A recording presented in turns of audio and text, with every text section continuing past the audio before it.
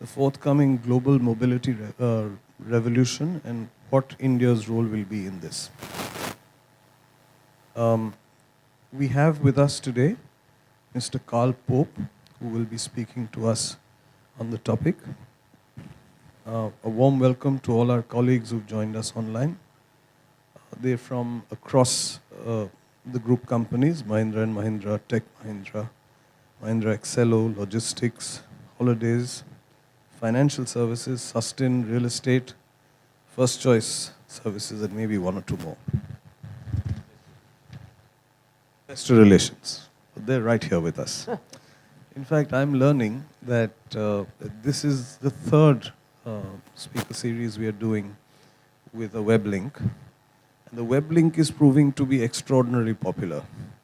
So we spoke to a bunch of people in the building and said, why aren't you downstairs? Oh, we're seeing it on the web link. So I think we have to revisit the model now a little. No web link inside this building.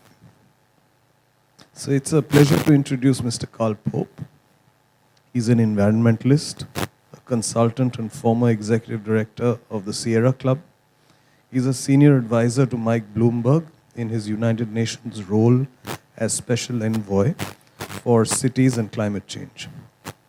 Mr. Pope is an author, co-author of several books and articles on environmental issues, including Strategic Ignorance, Why the Bush Administration is Recklessly Destroying a Century of Environmental Progress, and the latest, Climate of Hope.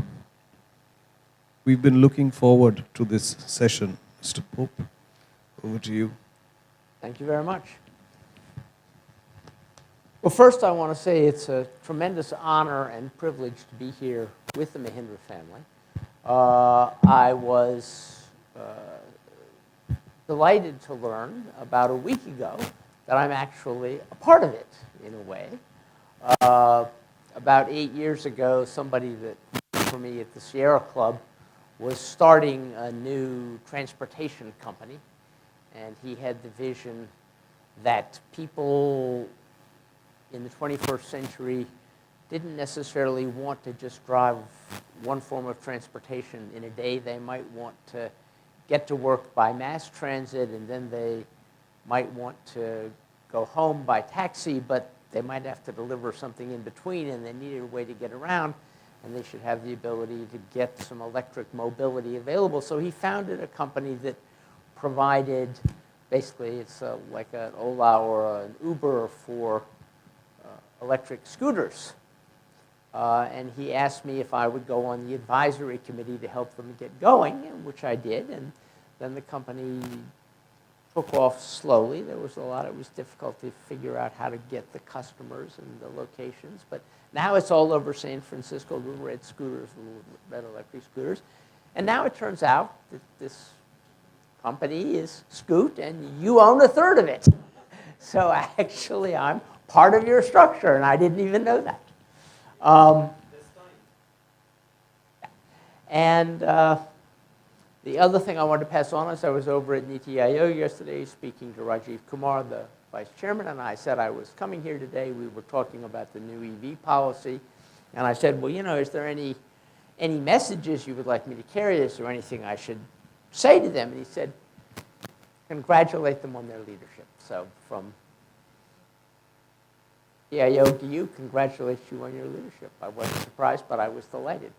So let's talk about the mobility revolution. Let's talk about sustainability, and let's talk about the role of India. If I can, no, I'm not technically.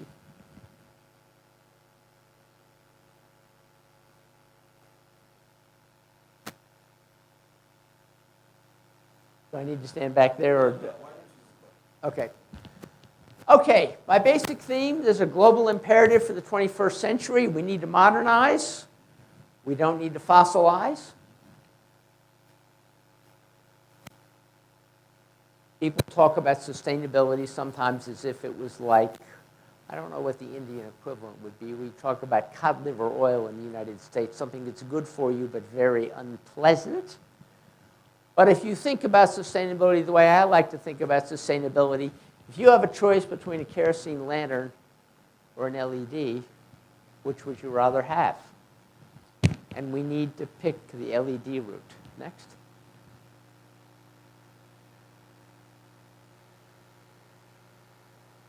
Okay.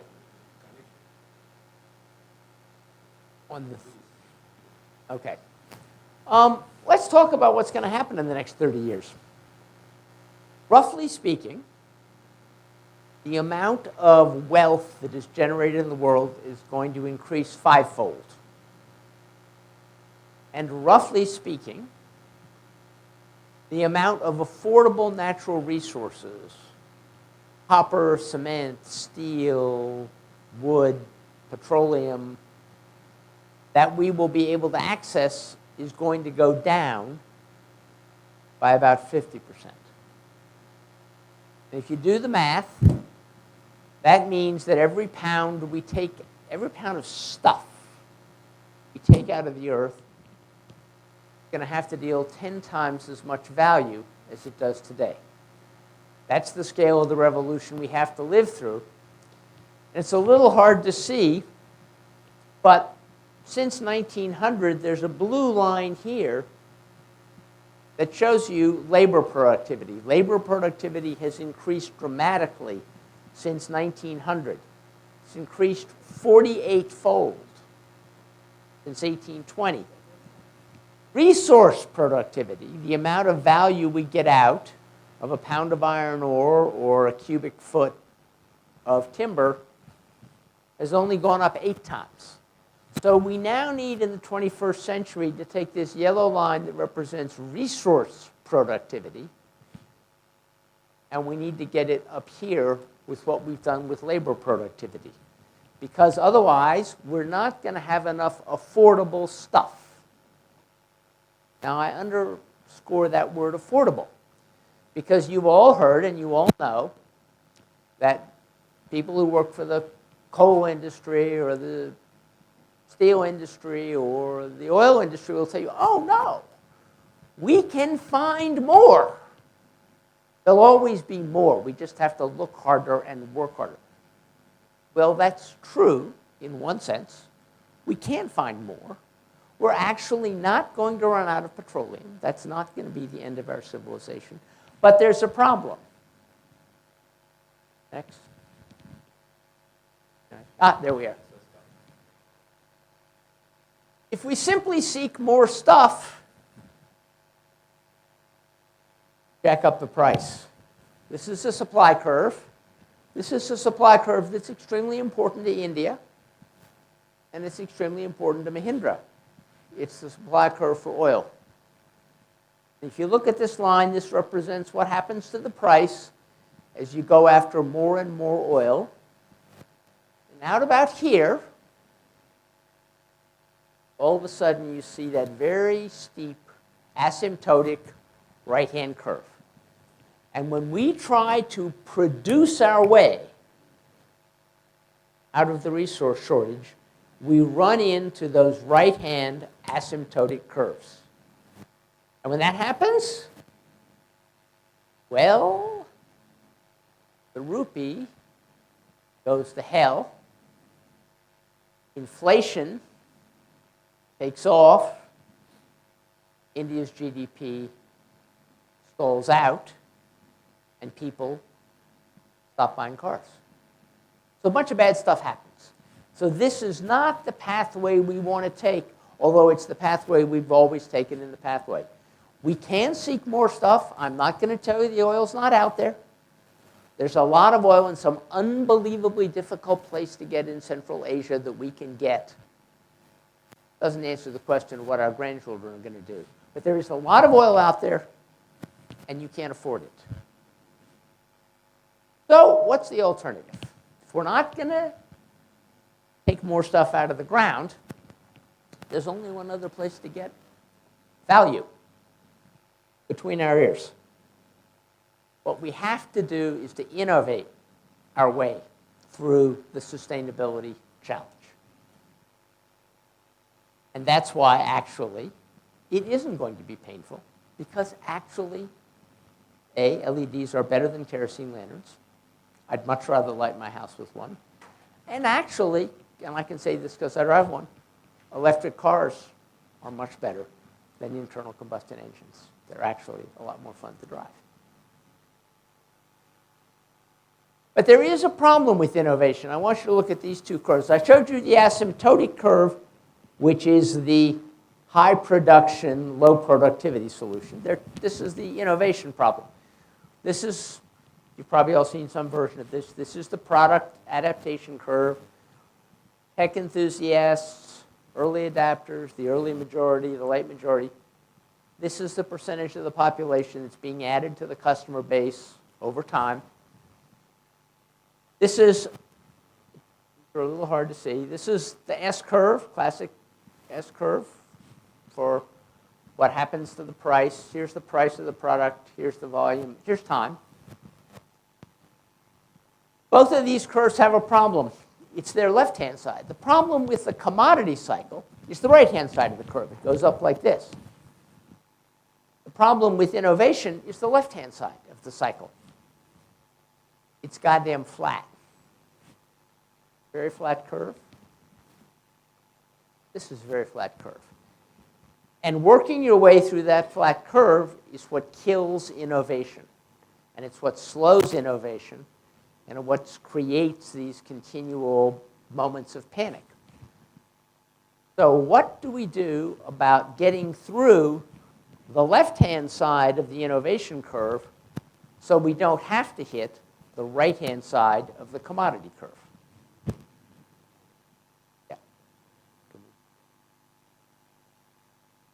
Eventually. You went too far. No. Okay. There's a thing called policy, and by policy I don't mean government policy. Policy can also be corporate policy. We have to make a conscious decision to drive through the left-hand part of the phase quickly. We have to move. We can't just let the market naturally create enough customers for an innovation. We have to create customers for innovation. Because if we don't need to create all the customers. We just need to create this first wave of the customers for the innovation. And we've done that. We do that by creating markets that must be served by innovation. The reason we have solar panels is because we could not put kerosene lanterns in space capsules. If we could have powered space capsules with kerosene lanterns, NASA would never have developed solar panels. We wouldn't have them, and it wouldn't be an option. That was a dedicated market for a technology that could produce electricity from the sun. India did the same thing with LEDs. We created a government purchase program which was going to purchase LEDs. If the various public sector enterprises that bought those early LEDs could have bought incandescent lights, they could have. And globally, nobody would be able to afford LEDs. India drove this revolution for LEDs. India is now driving this revolution for various solar and wind technologies. And what happens when you drive this? Well, you drive through it, and all of a sudden you're over here. You're in the early majority. You've got a nice, fat customer base. And when you have a nice, fat customer base, go up the S-curve, and you bring down, guess what happens? Here it is. This is solar. The blue is the sales. Yellow is the cost. Sales, as you go out and the sales go up, the cost comes down, and you have a revolution. So that's what we need to do. We need to move people through that innovation phase quickly by creating dedicated markets. Governments can do that. Industries can do that. Sometimes it just happens in the case of, well, frankly, in the case of cell phones, it was a market failure. Governments all over the world were unable to build wires. People couldn't get landlines. I mean, my wife is from Bombay. She and her mother like to talk about how absolutely special it was that way back in the 1930s, somebody in the family had gotten a landline, and that was a really amazing thing. Now, that was a huge market failure. Inability to provide telephone lines was an enormous market failure, but that market failure led to the cell phone revolution. Now I want to talk about India's role. I still do come here, but I, for many years, would come to India to talk about climate. And what I would hear from the top leaders of your government was basically the following narrative. Look, we know climate is a big problem. We know we're going to take the hit. We're going to be hurt badly. We're an agricultural society. We've got a lot of marginal lands. We are going to suffer a lot. But look, in the global energy economy, India doesn't really matter. You can't do anything about it. You Americans can. We think you should. Apparently, you're not going to, which was fair commentary. But we can't do anything. Well, that, my friends, is no longer true. India matters. There's one thing you take away from today, it's India matters. Today, you lead the world in population. I know it's not official, but I know what happens with your census, and I know what happens with the Chinese census. You are the largest country in the world today. By 2027, and today, you have the cheapest renewable power in the world. Your auctions regularly come in with the lowest cost wind and solar in the world.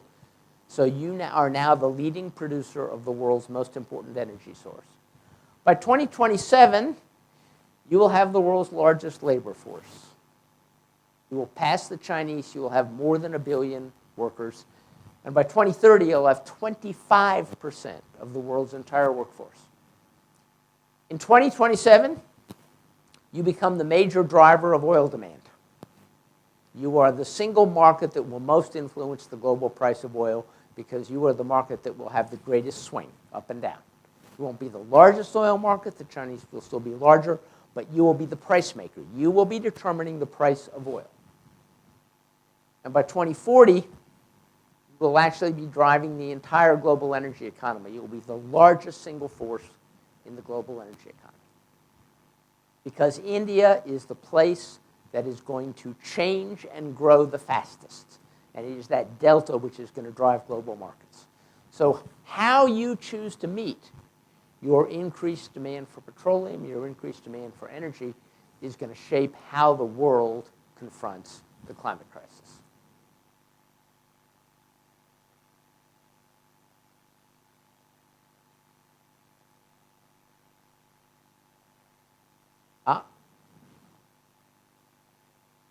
I'm going backwards. That's not helpful.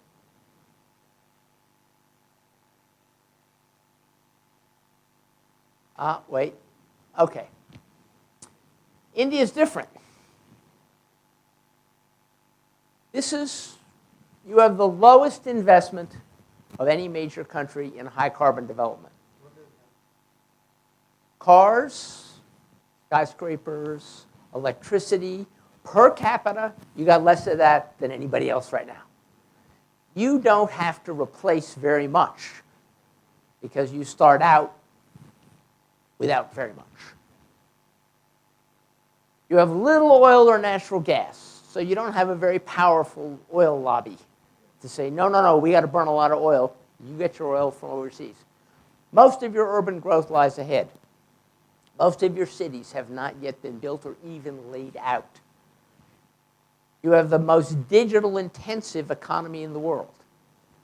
Per dollar of output, more of that output comes from digital products in India than anywhere else in the world. You have a very small per capita carbon footprint. That means you have the ability to jump over what everybody else did wrong and do it differently.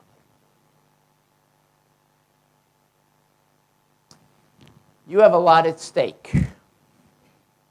Let's begin with health. This is a map that was released last week by the University of Chicago. It shows how many years of the average person's life is sacrificed to PM 2.5 pollution. This dark red up here is regions of India where the average person's life is shortened by more than 7 years by pollution. And the red and the orange are 3 and 5 years, and then down here in the south, it's only about 2.5 years. But you are uniquely at risk, and this is all combustion. But I want to be clear, this is not all industrial combustion. It's not all the pollution of development. A lot of it is the pollution of stalled development. It's biomass cooking, it's field burning, it's 15th century brick kiln technology. So India has a huge development opportunity here, which will also greatly improve both the quality of people's lives, and by the way, it'll be very helpful for the climate. Second, your economy is at risk here. After Turkey, India is the most vulnerable country on earth to the price of oil, because you have an economy that is very distribution intensive because you're a big country. You have to move stuff long distances, and that takes fuel, and you don't have very much fuel. So when the price of oil goes up, the Turkish lira goes down faster than the rupee, and the rupee goes down faster than anything else. So economically, if you electrified India's transportation by 2035, you would add 5% to your GDP by that one step. Finally, climate.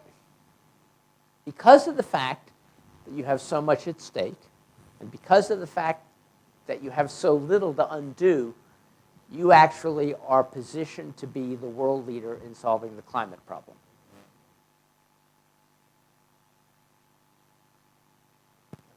Okay. Mobility is a unique opportunity for India. You had a big summit here 2 months ago called India Move. If you look at the utility sector, I don't know when India will get off coal, but I know with great certainty how India will get off coal. The pathway is clear. Oil is now the biggest climate threat. India is the least invested in oil, and it is the biggest driver. The Indian government has signaled its direction. The government said at the Lift Summit it wants to leverage your existing assets. It doesn't necessarily want to go down the pathway of personally owned, enormously land and resource wasteful transportation. It said it wants to electrify, and this company has been a leader in India in that space. And you want to focus on public transportation services. Buses, taxis, ride-hailing, three-wheelers. India, as the Prime Minister said at the Move Summit, should lead the mobility revolution for all the reasons we've been discussing. Now we get to the interesting part. If India wants to lead the mobility revolution, there are a whole bunch of questions that haven't been answered and that people like the folks at Mahindra need to be thinking about. One thing to say, we want to focus on public transportation. That makes sense. You've already said you're going to do rail first. Indian railroads will be the first all-electric segment of India's transportation sector. But after that, do you focus on trucks or buses? How do you get it 2- and 3-wheelers? How do you incent taxis and ride-hailing to buy what's currently a higher-cost product? Well, you're going to use some incentives. I was at NITI Aayog. I don't think I'm sharing any state secrets by saying that the government of India would like to accelerate electrification, and it wants to do so with carrots, not sticks. That's the way the government of India usually operates. But what kind of incentives? You could have operating subsidies. The public sector can purchase electric vehicles. It's doing a little bit of that. In the past, you've often had capital subsidies. Those are frequently not too efficient. You can impose mandates, but on whom? You can deregulate. There's already some of that happening, saying you don't have to get a license or a permit to do certain kinds of electrified activities. And how much does the electricity cost? That's going to make a difference. Finally, there's some big technological questions. Is the future of electrification recharging? Or is the future of electrification battery swapping? India is probably going to decide that. I don't think India knows which way it's going to go. I hear people talking in both directions. But I think you're probably going to be the ones who make the global decision. What kind of battery technologies? How long do we hold on to lead? Do we just go to lithium, or do we do something with nickel or something else? I'm not an engineer. How do we integrate it with the Indian grid? Is it actually feasible to use electric vehicles as storage for the grid? Or do we actually use battery swapping stations as storage for the grid? There are a lot of very interesting questions that this company will be heavily involved in helping to shape the answers to. And, yeah, guess what? You got a competitor. The Chinese have their own aspirations. They want to be number one. Even if they felt cozier about India than they do, they still wouldn't want you to be number one. They're going to leverage their internal market. They're going to scale that market with public investments. We saw them do that on solar panels. And they're going to propagate it globally with Belt and Road Finance. Electric buses in Shenzhen. Already the Chinese electric bus fleet is big enough to drive down China's oil consumption by 1.5%. The Chinese are already getting off oil just by the way they're using electric buses. And here's the curve. They have mastered how to drive people through that cost curve. But while you guys are competitors commercially, you're actually strategic allies.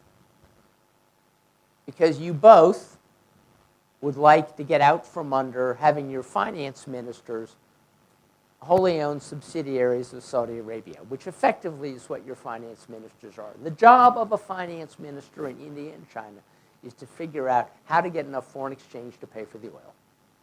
That's really what it's about. And you'd like to be free of that. So would the Chinese.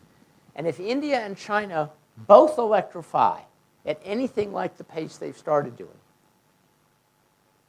there will not be enough demand to enable the Saudis to extract $70, $80, $90 for every barrel of oil.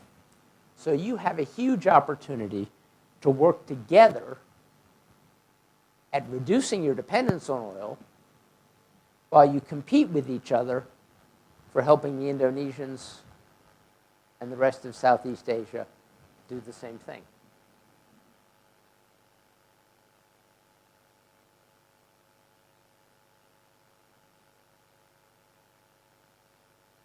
Okay. So I want to summarize, and then I want to open it up for conversation. You can't get there with brute force. You can't get there by finding more stuff. You're going to have to get there with innovation. That's what sustainability and economic prosperity in the 21st century are going to be all about. India is not a sideline player. India is now a central player. I would actually argue India is probably in many ways the central player in this global drama. You have a lot of advantages.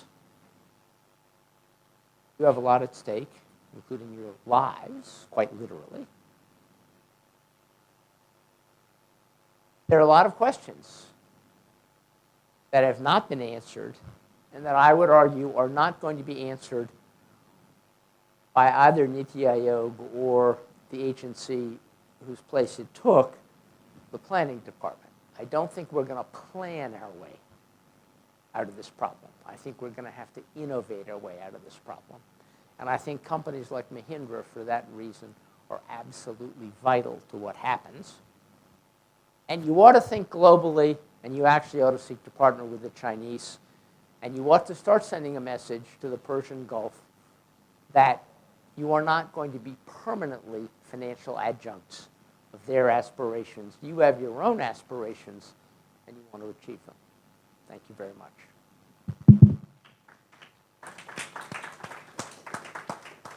Now, let's go to the questions, and I always say this, I prefer slightly rude ones, because they get things going better. Yes?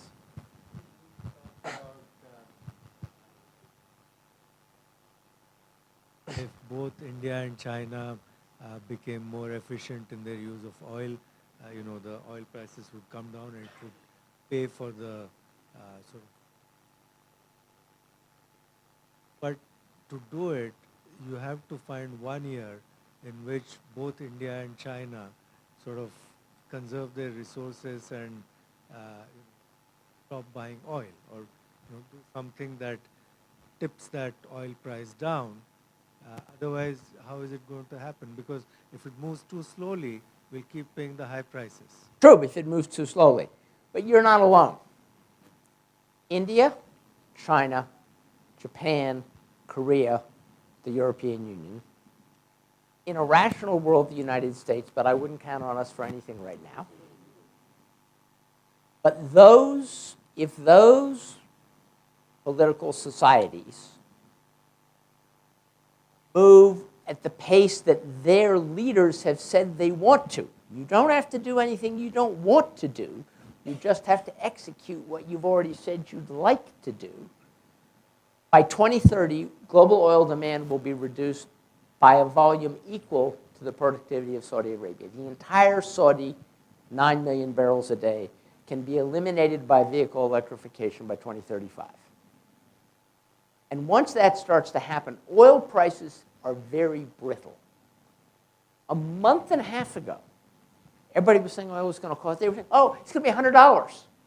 Now they're saying it's going to be $40. Well, we didn't have a global recession. We didn't even have a global slowdown. We just had a little bit of like market panic, and now we're down at $40. It's very easy. It's not easy to get oil back down to 20 because there's not very much oil that can be produced 20. It's apparently impossible to get oil over 80. I mean, the Saudis just tried. They tried to get over 80. They ran into and it started to fall. So the real game is, can we get it down to 40 to 50 instead of 70 to 80? And that is a difference. That is 50% of your oil imports bill. And that is 2.5% of global GDP. Right now, we're spending 5% of global GDP on the difference between $20 oil and $100 oil. And if you can get halfway down, you can save 2.5% of global GDP.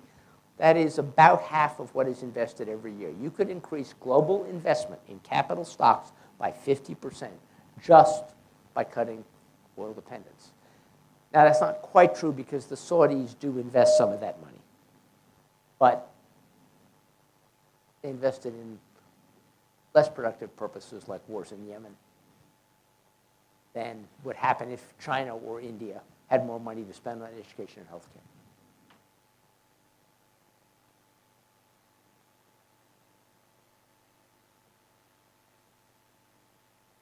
So you're being offered a mic.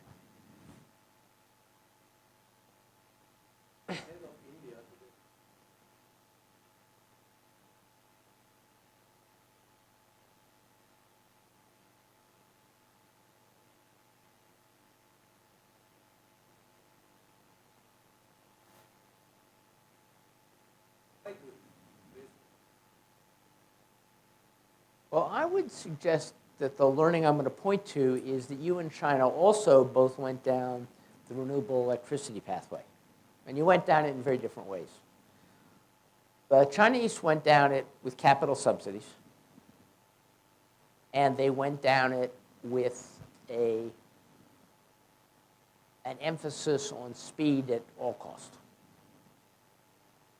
India actually, and I will admit, I was surprised.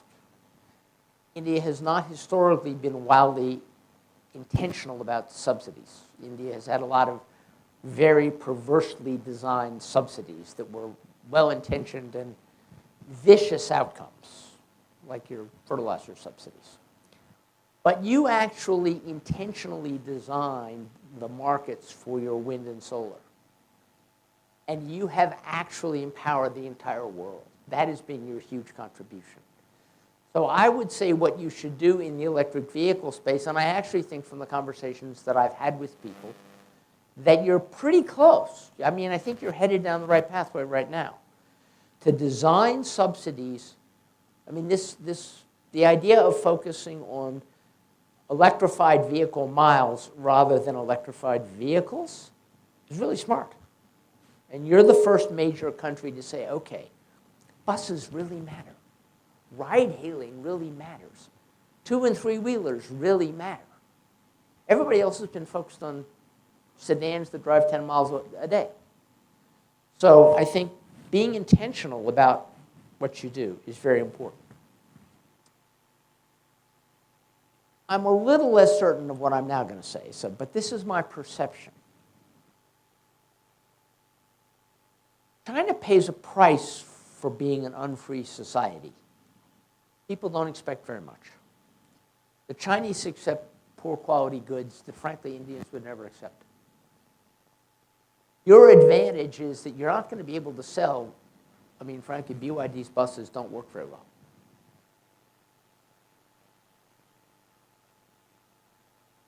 And they don't work very well. They don't work very well. So you have the advantage that you actually can't get away with producing schlock. Indians won't buy it. I mean, they'll buy it once. You did. But you won't buy them again. And same thing happened with Chinese solar panels. I mean, there are parts of India where, so you actually have the ability to insist on quality. And that will slow you down a little bit, but I think that's worth it. So I think that's a crucial thing. And the final thing is the Chinese find the process of bringing society along with them intolerable. You revel in it. Maybe you revel in it too much. But, and because of that, if India finds a pathway, any other country can copy you. Your pathway is the pathway that other people can copy. You can lead the world that way. It is very easy to start selling people on wind and solar if every time you do it, your electric bill goes down. And that's how India's done it. So I think you've got some powerful advantages. You have one huge disadvantage. You revel in conversation. You don't learn very much from conversation when you're innovating. You learn by doing. So India needs to get a little more into the, okay, let's do, and then we can talk about it. I'm in favor of talking about it, but let's do a little bit first.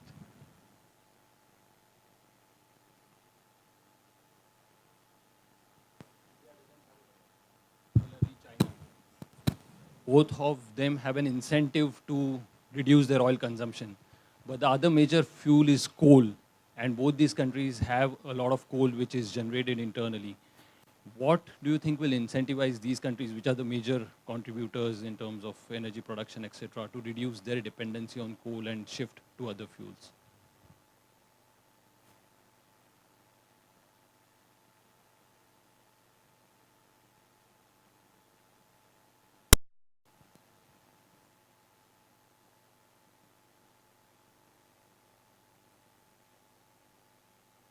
Well, there's a similar, if I don't have the Chinese thing. Beijing is in the middle of a big purple area.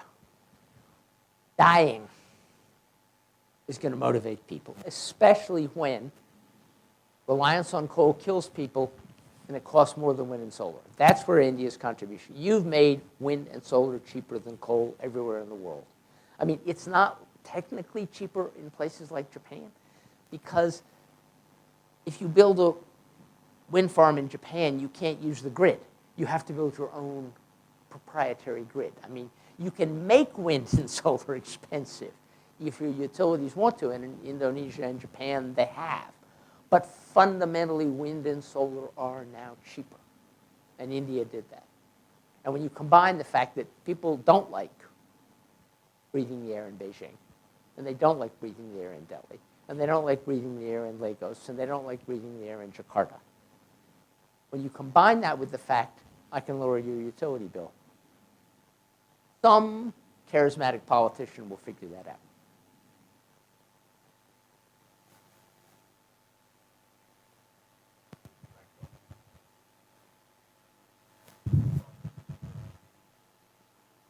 It's a chicken and egg story. You have a good outcome if you invest. But where will this huge money come from? India is officially not even the middle income country, it's a lower. So one is, unless the GDP grows with all its problems now, it is going to grow faster, unlike China, which has more money. So the issue seems to be a trap. Which one comes first, investment or this kind of changes? Well, it is a true fact, and it's a true fact more broadly than just about this particular aspect of sustainability. I said that we can't take enough stuff out of the ground to quintuple global wealth, for global production. I said we had to get it from between our heads. But from our heads to an actual transportation or other useful service, there's another step. You have to embody it in capital. And it is true. Sustainable technologies are lower in operating costs because they don't use as much natural resources, but they're therefore correspondingly higher in capital costs. So interest rates matter a lot. Finance matters a lot. During the session while you were having earlier, I was talking with some of your team.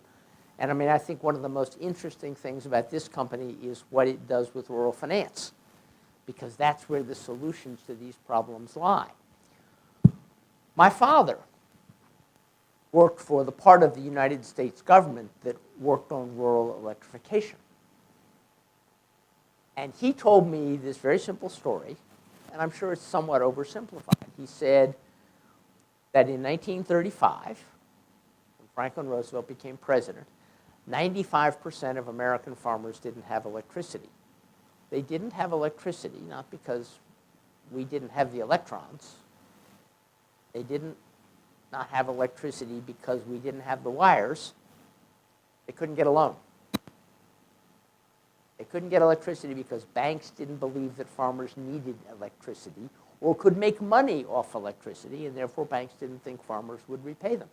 Franklin Roosevelt came in and he simply said a simple thing. He said, any farmer who joins a properly structured government rural co-op gets a loan. He's automatically creditworthy. And in 7 years, 95% of American farmers had electricity. So the problem of financing this revolution is crucial. The good news is roughly 25% of the world's wealth is parked.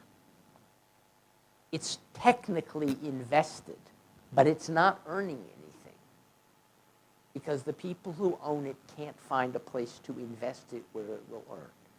So if India or Indonesia or Nigeria creates sustainability investment opportunities, I know some bankers who want to give you the money. The money is out there, but you have to make it possible for it to get there, which is not necessarily something that governments have been terribly good at, and it's not necessarily something Indian governments have been terribly good at. So you do have some challenges there, but these are soluble problems. These are problems you can solve 5% at a time. You don't have to solve them all at once. Anybody who hasn't, incidentally, I always get very uncomfortable when all the hands that are raised are male. It means I've done something to, so I hope that we'll change that. Go ahead. So when you talked about, the market failure in providing landlines and how it enabled cell phones to come in, or you talked about, how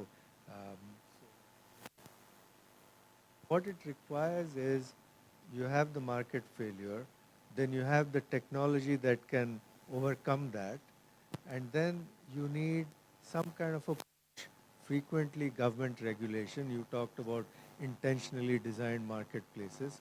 So I think that today the focus, instead of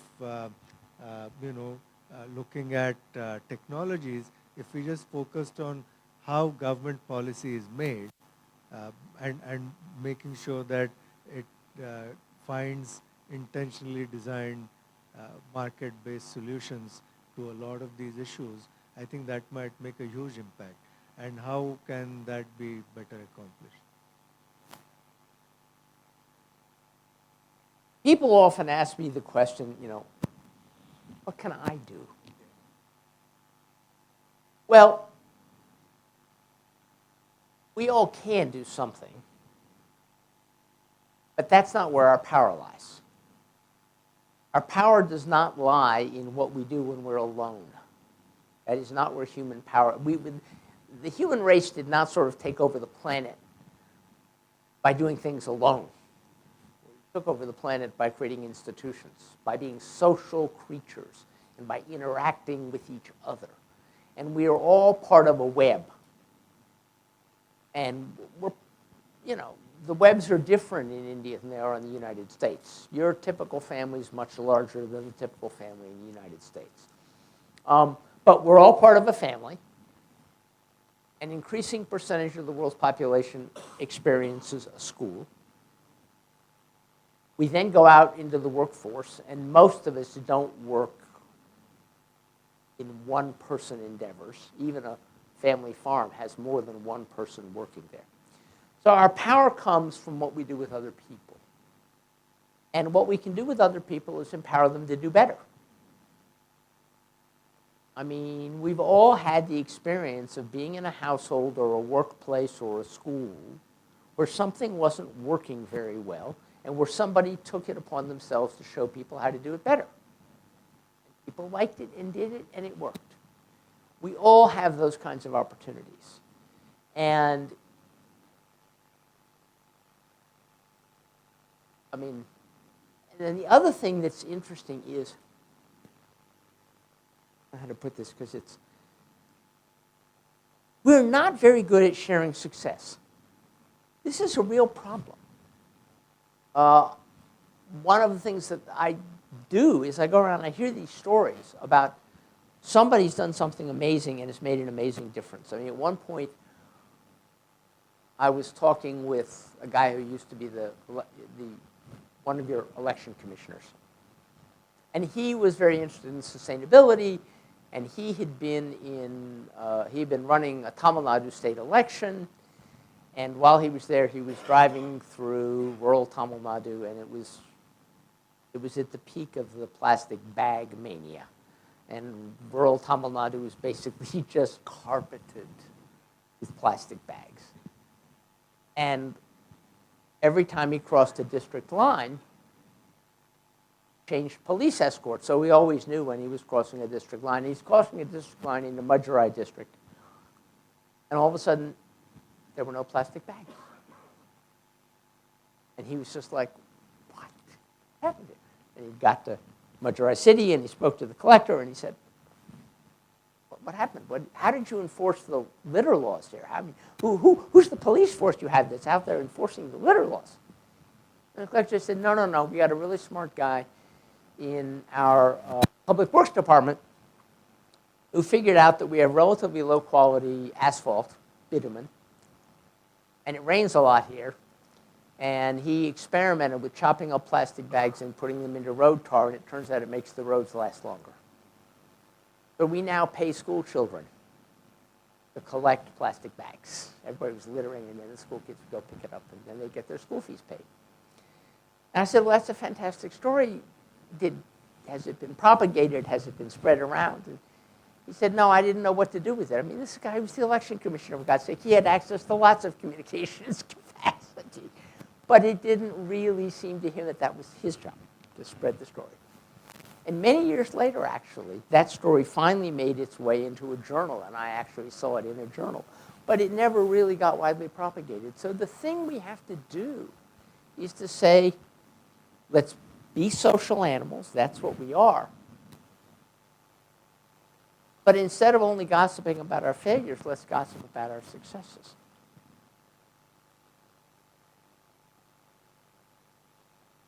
It's almost 5.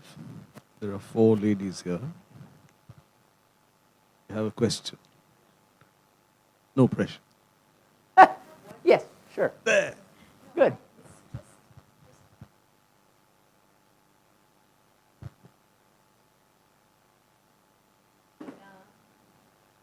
India, the EU, everyone could get together, and we could, if we get together, we can show, we can insist that we can teach Saudi Arabia a lesson.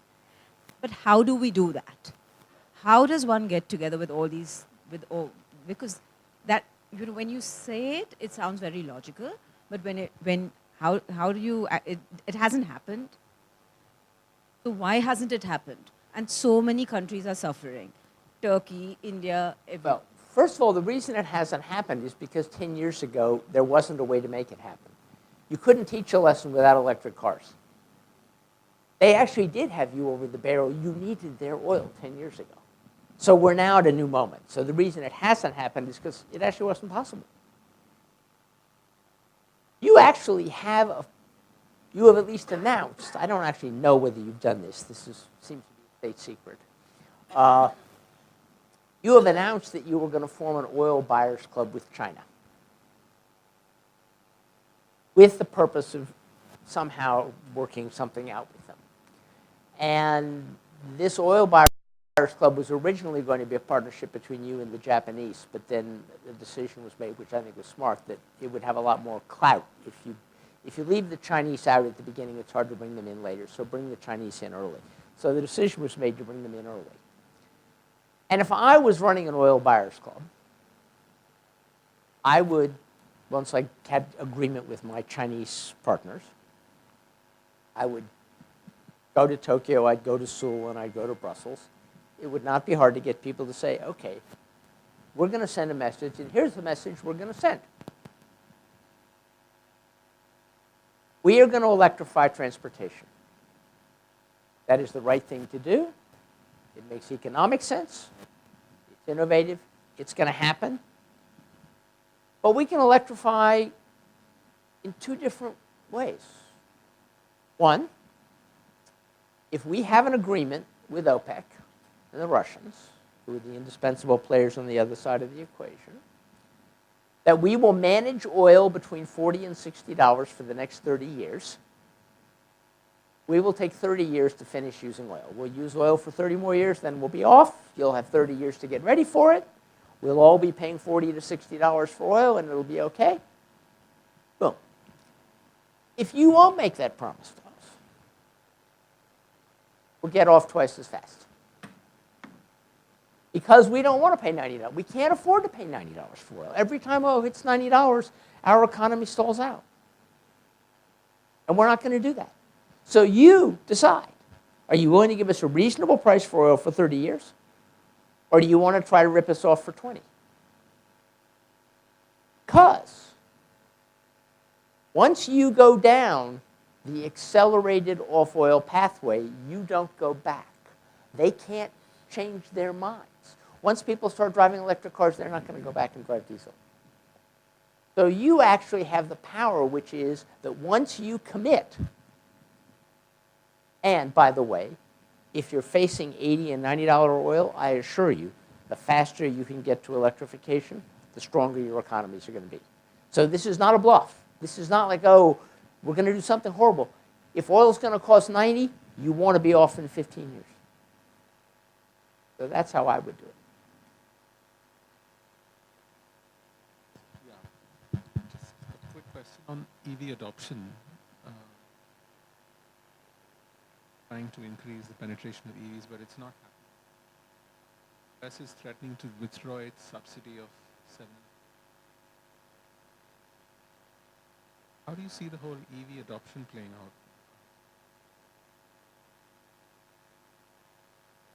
Okay, to clarify the US situation, we gave every auto manufacturer a quota of 200,000 vehicles. And we said, we'll subsidize your first 200,000 EVs. Now, people are proposing to extend that. And then Trump said he would take it away from GM, but that's because, what can I say? It's embarrassing to be an American. But I'll give you an example of some of the things that the government of India is considering. And the good news is, I would say, everything that they told me they were considering, I thought made sense. So I was actually very heartened. One thing which they've already done is you have substantially weakened the permit raj, but you haven't extirpated the permit raj. they're going to extirpate the permit raj for electric vehicles. If you want to set up a three-wheeler network in Bhopal, you won't have to get a permit if it's electrified.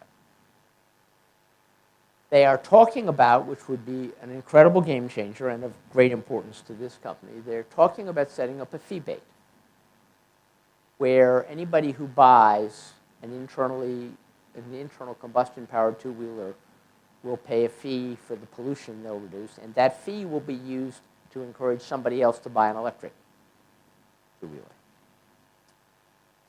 They seem fully committed to drastically cutting the import duties on the entire EV supply chain.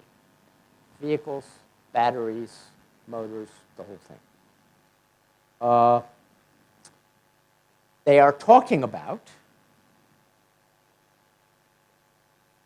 providing accelerated depreciation for any commercial operator of electric vehicles, which was incredibly important in the wind revolution in this country. And finally, they're looking at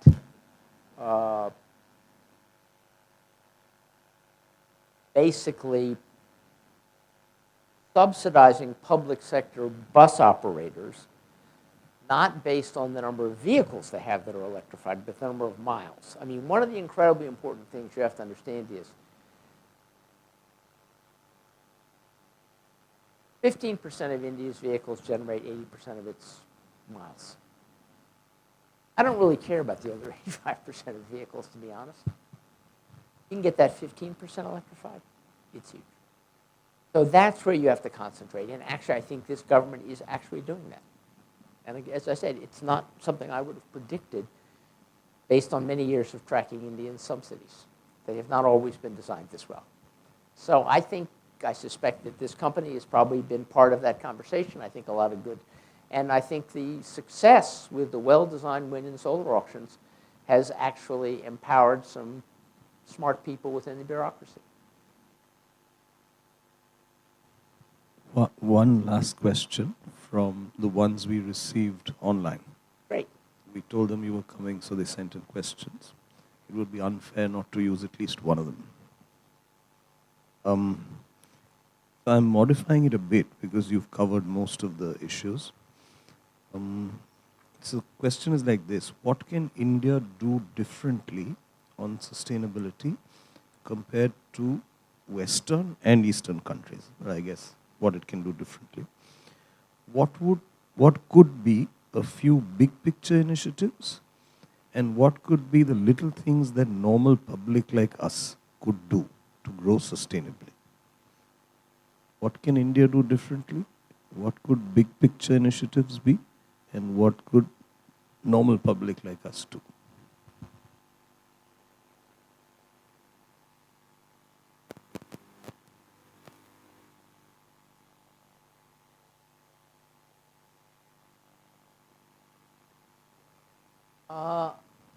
All right, I'm going to answer that question in a slightly different way, because I think I've answered some of it already.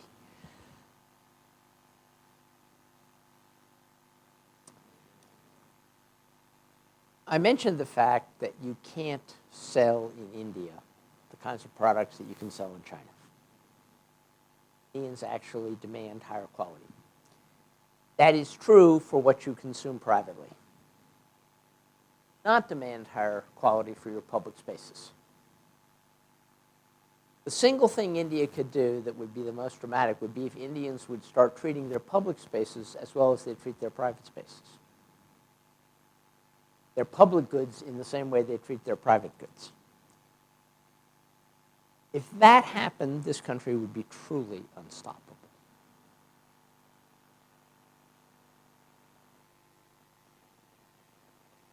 That, I think, is fair comment. Thank you very much. Well, Did you have a question? No, okay. Priya usually doesn't ask questions. Thank you very much. You all very much. We did expect it to be an insightful conversation, but you went way beyond what we expected it to be. Thank you very much for engaging us. In fact, one sure sign was we never usually get so many questions from the room. Most of the questions come online. And thank you everyone for asking questions and keeping this interactive and exciting. May I request Ulhas to hand over a token of our appreciation to Mr. Pope.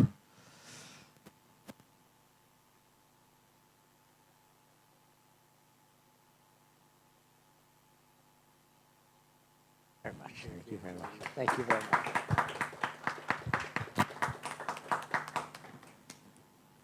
That was, thanks you a lot. And you know, take the model that you have in your rural non-bank, because I guess it's not a bank, and think about the fact that there are roughly 400 million people in rural India who don't have access to simple sustainability solutions that would improve their lives. And you have a workforce that can start solving that problem. And think about how you leverage that asset. That's not a challenge for India, that's a challenge for Mahindra. One more insight. I dare say we've got more insight into the way the government works today than we did before. Thank you very much.